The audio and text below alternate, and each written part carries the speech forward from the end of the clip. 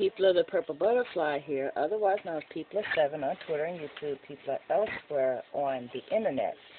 My blog is located at purplebutterfly-people.blogspot.com, and my soaps, Purple Butterfly Soaps, can be located at people.etsy.com. And I'm here to cut the Sporty-Ort version 2 with the stronger scent. I've already renamed the other version of it Sporty-Ort Light. And I decided to actually do this a different way. So I've peeled apart the protective paper that it was on to a flat surface. And I got the paper towel that I usually use as a liner. And now I'm going to put this over. At least that's my ideal anyway. I don't know how well it's going to work out, but you'll find out with me. Now,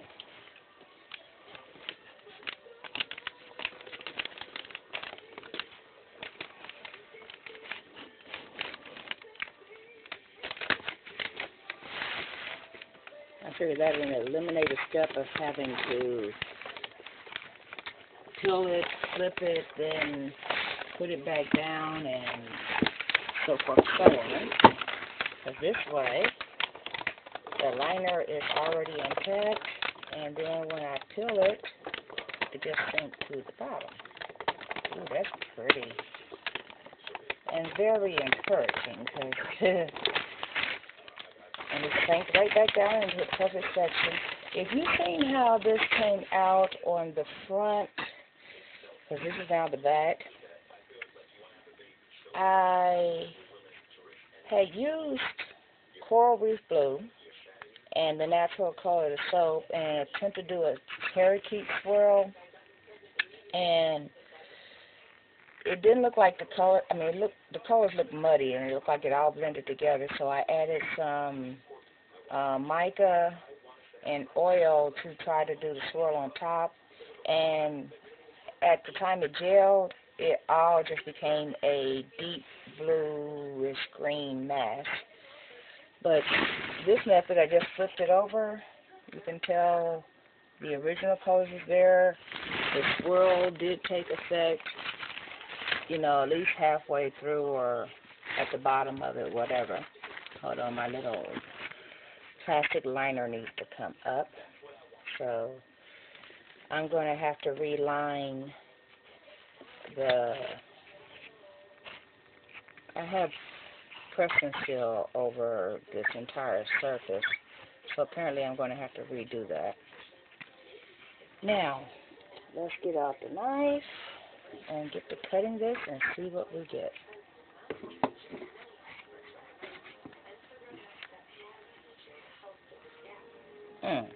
And I just remembered something. I need a curing box. Hold on.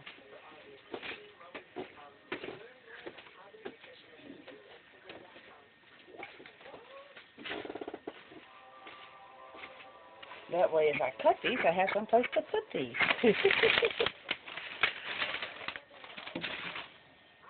Logic is sometimes an afterthought in these parts.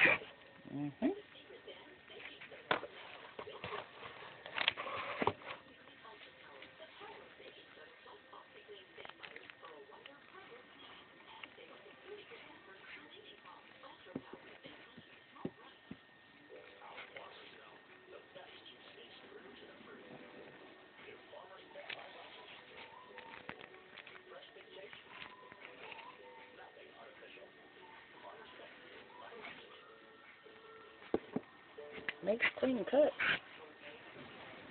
At first I thought maybe this wasn't solid enough yet, because this is a tried and true recipe that I use for when I have to, you know, have a product that will, you know, stay, you know, workable during a swirl or an intensive design.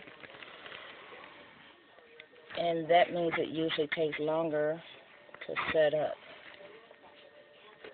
But apparently that's not the case today.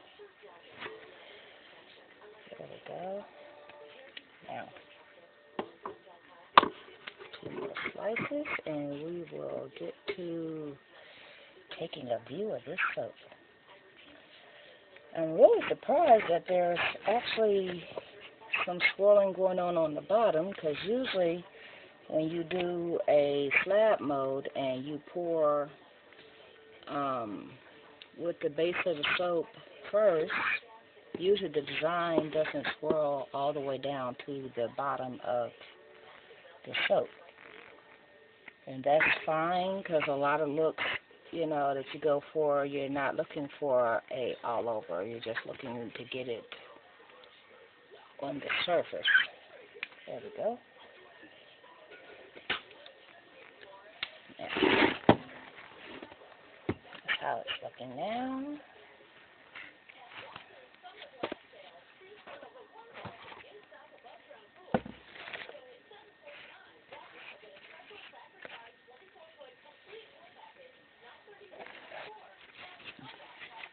If I put it this way.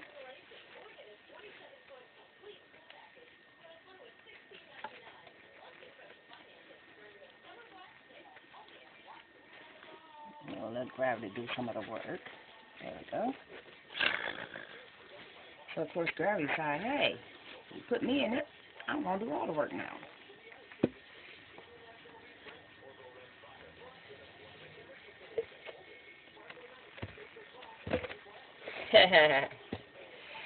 Well, it's out of there.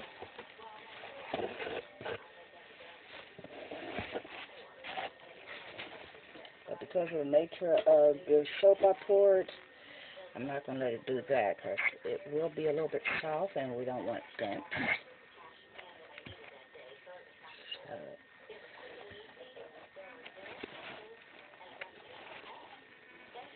And we don't want it to stick to itself.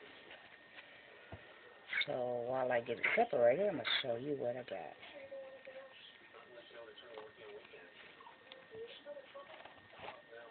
Man, this looks good. Okay, that's the only one that had a little oopsie. And that I can smooth out.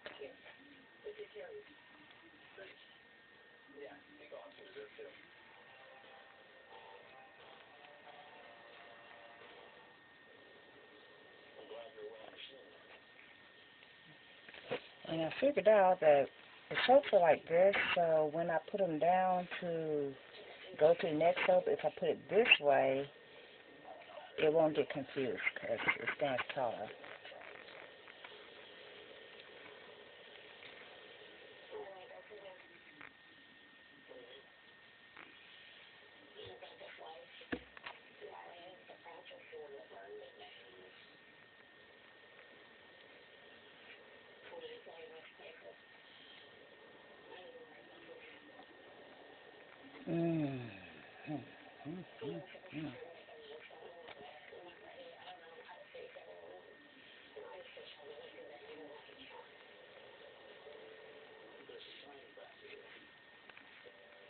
And see how the color just took over that entire slice?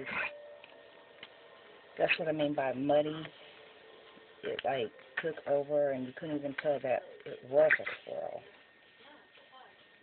But fortunately, just looking at the way it looks on the top and the bottom, it didn't take over completely. So there will be some swirling action during use,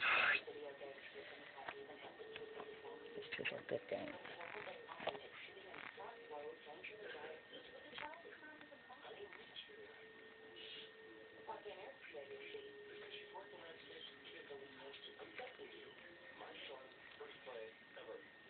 There we go.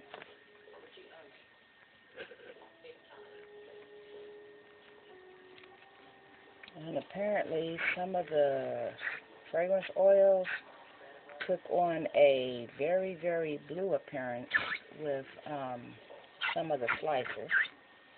Like right here, instead of turquoise, it's like an actual, what do you call it, called blue? Like a blue violet. But that has to be strictly the fragrance oil that did that, so I'm aware of it, so I'm not worried about it.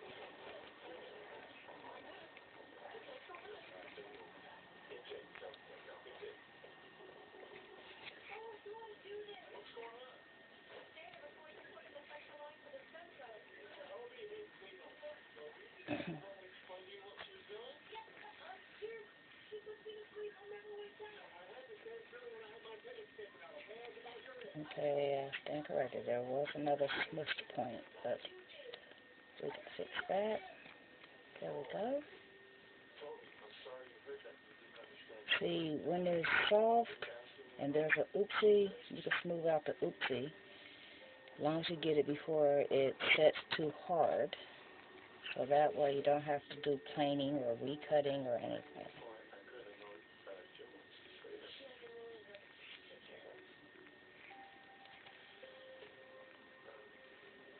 And I don't know if you can see that. I'll get close.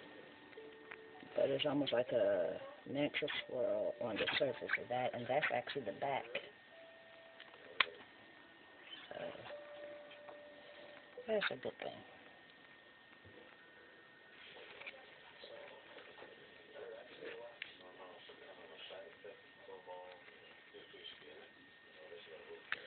And when you look at it, it looks really, really shiny. So for a second, I thought it was still wet, and come to find out, nope, it's just shiny. It's completely dry. And if you look at this side, you can see where the color morphs to blue and a little red, so forth and so on. That's from the fragrance oil and the mica. So, of course, the first thing I did when I seen that was do a pH test. And it's at 8 currently, which means it'll get milder as time goes by.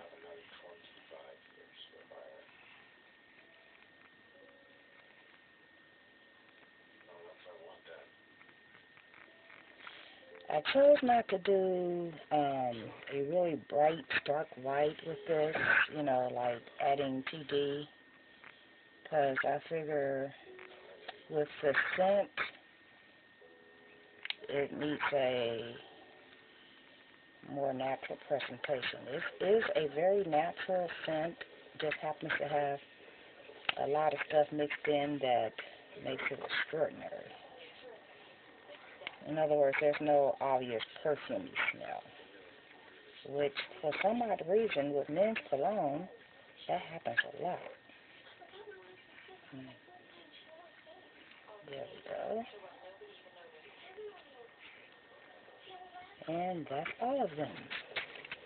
So thank you for joining. This has been People7 on Twitter and YouTube.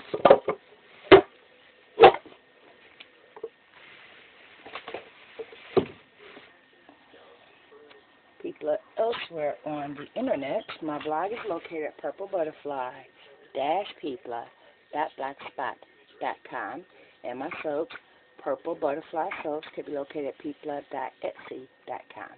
Y'all stay blessed and stay tuned. Bye now.